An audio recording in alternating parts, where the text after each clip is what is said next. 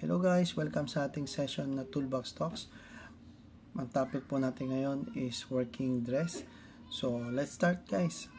On the project, all workers o lahat ng workers kailangan mandatory na magsuot ng suitable clothes, okay?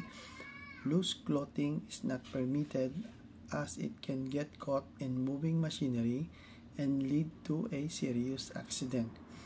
Face shields can be worn to protect the face from sunlight but not loose scarf.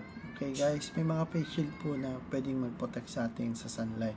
Pero wag po yung mga balabal. Okay guys, in hands are exposed to chemicals, the workers need to wear protective gloves.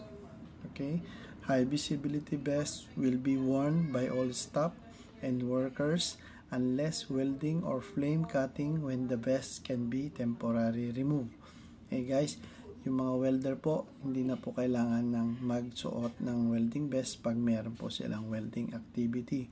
Okay, plant workers and machine operators will wear coveralls with reflective strips rather than high visibility vest. Para po ang high visibility vest kasi po, minsan nagkokot po yan, na ano po yan, sumasabit po sa mga machinery. Napakadelikado po niyan. May video po ako niyan mamaya.